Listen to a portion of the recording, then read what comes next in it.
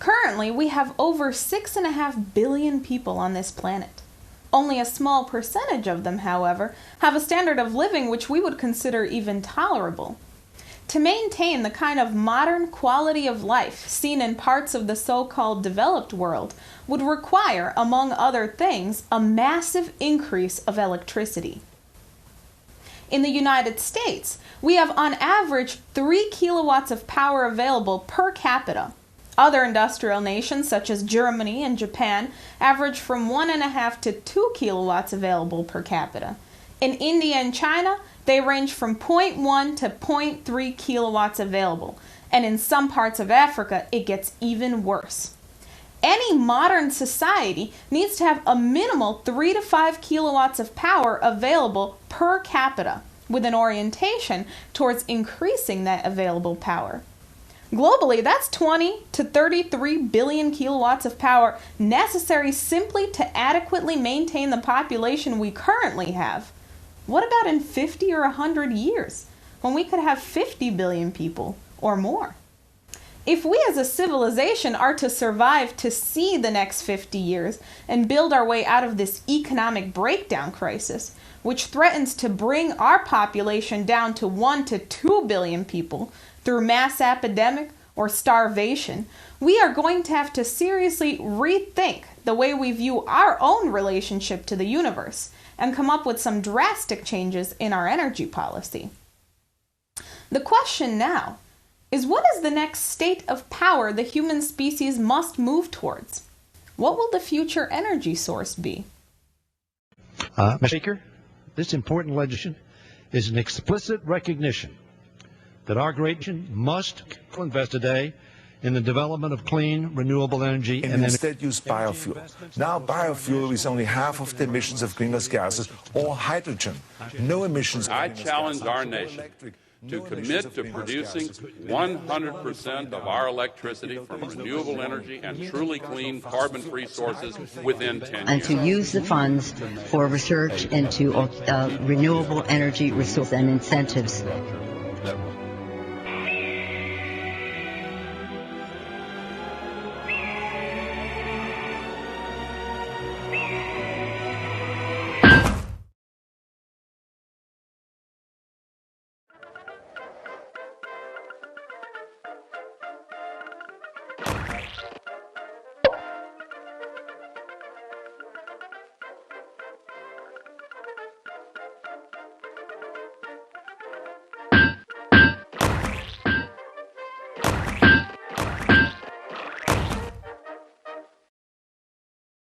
The belief that so-called soft energy systems or free energy systems can actually power the future of the United States of America, or much less the world, is only that, a belief. Reality simply and clearly does not substantiate that belief. And yet, that belief permeates leading policymaking circles, claiming to hold the banner of science, though upon inspection, it is being carried forward only by its dogmatic followers, not its own scientific merits. Whether the believers know it or not, their fanatical adherence to such green dogmas will lead to a massive collapse of world population on the order of billions. To start off with, what is claimed as free energy is by no means free. In fact, the choice of the term free by some of its proponents is itself evidence that they are not qualified to give any advice in scientific or economic matters. Claiming that wind or solar power are free energies simply because we may seem to have free access to the fuel source, the wind or the solar radiation, etc., is missing a number of fundamental considerations. Perhaps the most obvious of which is that we still have to build the solar panels and the windmills, and lots of them, for very little in return. Take a look at a standard General Electric 1.5 megawatt windmill. The area swept out by the spinning blades is large enough to circumscribe a Boeing 747 jumbo jet, or even Al Gore. The tower's height alone can range from 60 to 100 meters, That's up to the length of a football field in height. And just this tower alone uses from 200 to 400 tons of steel. For a rating of 1.5 megawatts, this is a massive machine. But 1.5 megawatts is the peak power generation. That is only at optimal wind speeds.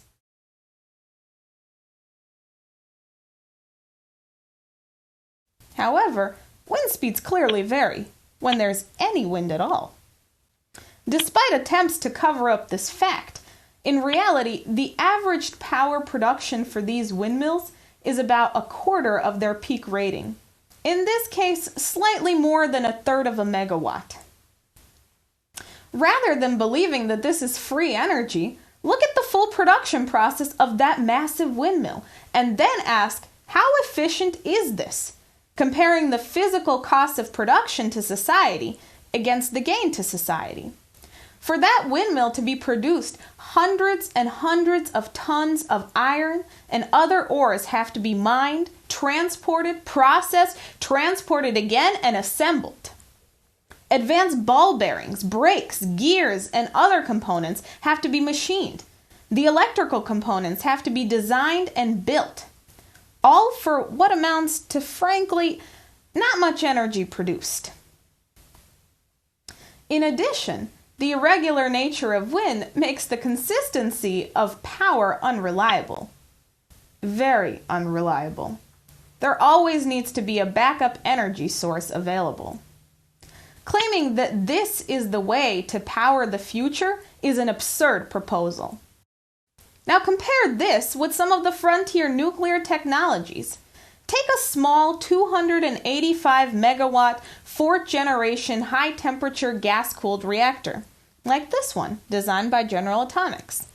It would require nearly 800 of these windmills to generate the same amount of power as this single small nuclear reactor. The arrangement of an array of windmills requires spacing between them, so each won't interfere with its neighbor's wind. So now, using General Electric's specifications, each 1.5 megawatt windmill requires 88,935 square meters of land, 22 acres. Multiply this by our 800 windmills, and you see that the land area required for these windmills to equal the power output of this single small nuclear plant is 17,600 acres. That's 27.5 square miles, over half the size of the city of San Francisco. This 285 megawatts of power would only provide roughly 1/3 of the city's average power usage.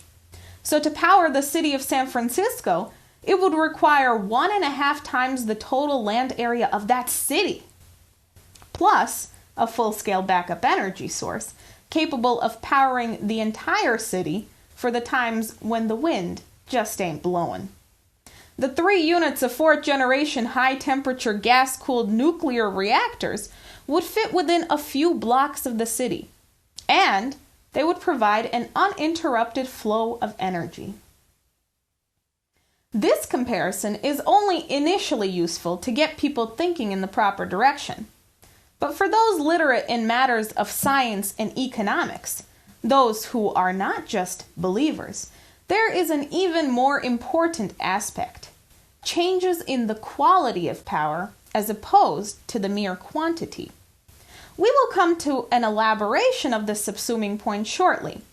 To get there, let's take the case of solar power.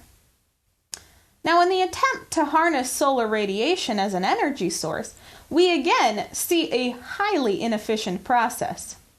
Take the recently constructed and hyped up Nevada Solar One power plant. This plant is rated at 64 megawatts, but that is the power generated at high noon on a clear day. When the less solar intense periods are averaged in, the actual average generating capacity is about 15 megawatts, less than a fourth of the peak rating. This plant covers an area of 400 acres, well over half a square mile. Comparing this with our earlier example of powering the city of San Francisco, it would take 57 such Nevada Solar One plants to generate the same amount of energy as the 2,400 windmills or the 3 small nuclear reactors. 57 of these plants would cover 22,800 acres, or 35.6 square miles.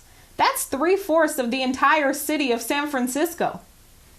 The production of 35 square miles of these solar plants would be an enormous physical cost to society. And again, these systems constantly need backup power to operate. And in this case, a completely different power system is needed to provide power for at least half the time. That is, at night, every night, all night. But let us now look into the science behind why these proposals are completely bunk. The fundamental problem with solar as a source of power is that there is a fixed amount of sunlight that actually reaches the surface of the Earth. This can be measured as the number of watts the surface receives in a square meter. In the United States, on a yearly average, we receive about 200 watts per square meter. It may go up to about 240 in some of our desert regions, perhaps. Now, the essential problem with solar energy, with any form of solar energy, is that the energy flux of the sun is limited. And what it comes down to on the average for the United States is 200 watts per square meter. So 200 watts, just think of 2 100-watt light bulbs. That's the amount of electricity you would be getting out of a square meter, something about 10 square feet, if you could capture all of the sun's rays. But what's the problem with that? You can't increase that. First of all, that's the limit of solar energy. No amount of concentrating and parabolic reflectors and all these things don't increase that energy flux. That's all that's there. So, relative to other power sources available, solar radiation itself is an inherently lower order power source. And on top of that, our best feasible technologies can only utilize roughly 5 to 15% of the solar radiation. While 30% efficiency has been achieved in laboratories, these are at extremely high costs, making them not commercially feasible. But 5 or 15% or hell, even 30% efficiency, through whatever advanced technology is applied, the bottom line is that you are still bounded by a lower order energy source from the very beginning. So instead of masturbating with photovoltaic cells or parabolic reflectors or other little gadgets, let's take our investigation from the top and look at the inherent boundaries of different energy sources by comparing the energy densities of various fuels. The energy available from the fissioning of less than 2 grams of uranium is equal to the energy available from the burning of either 1,260 gallons of oil, 12,300 pounds of coal, or 23.5 tons of dry wood. Again, that is compared to less than 2 grams of uranium. So when comparing the fuel sources by weight, the fissioning of uranium is 3 million times more powerful than burning coal, and 2.2 million times more powerful than burning petroleum. This simple comparison points to a hierarchy among these power sources. Looking at the varying densities of power is illustrative of this, but it is still a quantitative comparison, comparing the different power sources by the change in quantitative amount of energy per weight. The real question remains: what underlies this? What governs this effect we measure as a quantitative change? In order to understand this, let's take our cue from the ingenious work of the lowly little chlorophyll, nature's powerhouse. With the use of solar radiation to generate electrical power, we see a very inefficient process which relies on turning a fixed amount of low-density solar radiation into heat and electrical current. Rather than simply relying on the fixed abiotic energy coming from the sun, The chlorophyll molecule converts solar radiation into the energy and the byproducts necessary to both sustain and develop the higher order processes of the biosphere, or life. The plant takes in carbon dioxide from the air, water and other nutrients from its roots, and uses solar radiation to turn these products into food, or sugars for the plant to eat, and oxygen for our biosphere to grow.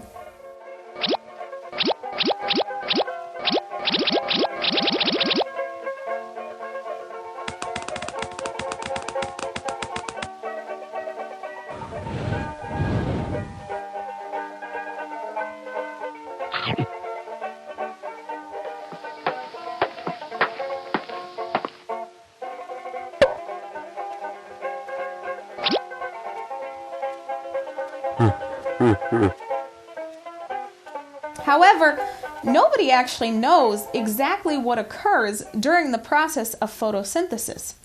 The process is actually much more complex than a mere series of chemical reactions, despite popularly accepted academic opinion. Through photosynthesis, plants convert carbon dioxide and water into sugars and other products. Although these same sugars can be synthesized in a laboratory, it takes much more energy and resources. Using the chlorophyll in its leaves, the plant can do it more efficiently. That's why we still derive our sugars from plants, not from chemical plants. We may not know how the plant can so efficiently convert these inorganic substances into the basic products necessary for all life. What we do know is the effect of this process produces a qualitative rather than mere quantitative upshift. Now, we are no longer simply measuring kilowatts of power as such, but instead are looking at the transformative power of chlorophyll itself. By utilizing chlorophyll, the plant uses the solar radiation far more effectively than a photovoltaic panel or a solar concentrator plant. Rather than a linear abiotic process, the plant increases the transformative power of the biosphere, producing oxygen, food, and other byproducts that are essential to life on Earth. Now that is an effective use of solar power. Contrary to the beliefs of many, especially those who identify themselves with the so-called green or environmentalist movement, the very nature of the universe is characterized by exactly this type of qualitative development process, governed by a hierarchy of distinct universal physical principles. The biosphere itself, expressing a distinct universal physical principle of a higher transformative power than abiotic processes, has been increasing its power in the universe and playing a more and more dominant role in constantly changing the Earth. The idea of some equilibrium state or sustainability is foreign and contrary to the universe itself. Rather, we exist as an integral part of a universe where the fundamental overarching directionality is a process of development, not in simple quantitative increases, but in successive nonlinear shifts to higher states of organization, what may be best described as an anti-entropic process. The development of the solar system expresses this, the development of life on the planet expresses this, and the very creative nature of human beings and healthy human societies express this. So rather than building forests of solar panels, or worse, burning these amazing plants for fuel, which will actually increase the surface temperature of the planet, let's use irrigation to green the deserts and create a better quality of life for the people on this planet. It is from this basis that we must determine the economic policies we need. Nuclear fission power represents a qualitative upshift in society, and its immediate implementation as the dominant power source globally is a must. We have a water crisis. Instead of being completely dependent upon the more limited supplies of fresh water from rivers, from lakes, and rain, high-temperature nuclear reactors can make the large-scale desalination of ocean water possible, through energy-intensive processes such as reverse osmosis and flash distillation. With the higher temperatures of the new fourth-generation gas-cooled nuclear reactors, it becomes possible to efficiently produce hydrogen and hydrogen-based fuels, which can replace the burning of petroleum products for fuel. The hydrogen can be produced from water through either electrolysis or thermochemical splitting. This changes the resource base of our economy, freeing up petroleum for the production of plastics and other petrochemical products, and increasing the transformative power of human society. This increase in transformative power is invisible to anybody measuring in calories or joules. To get an indication of this, we must use the metric of energy flux density of our power source, measuring the concentration and density of power per cross-sectional unit of area. Nuclear power is the beginning of mankind's mastery of an entire range of subatomic processes and associated technologies. Not only do we have access to the energy and power from the splitting and fusing of atoms, and that's a hell of a lot of energy, but whole new fields of science have opened up in man's brief exploration of the subatomic domain. For example, new isotopes have been developed which can help track and cure diseases in biological processes, produce new, better quality materials, and break any ore or waste product down to its constituent elements through the fusion torch. It is this process of mankind acting on newly discovered principles and technologies which characterizes man's increased power over the universe, and is also associated with a new resource base, ensuring that we do not remain dependent on previous finite supplies of resources.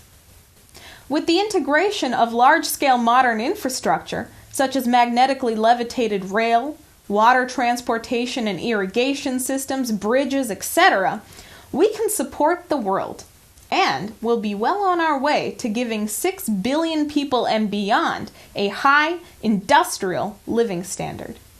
Any other attempts to implement so-called free or green energy sources, such as solar, wind, geothermal, wave, tidal, biofuels, or anything else so-called sustainable, will accelerate our current economic breakdown crisis and necessarily lead to the collapse of the population to 1 to 2 billion people, wiping out entire societies and cultures, which is, of course, the expressed intention of Al Gore, Prince Philip, and their associated degenerates. The choice is ours to make now, but future generations remain, or not, to face the consequences.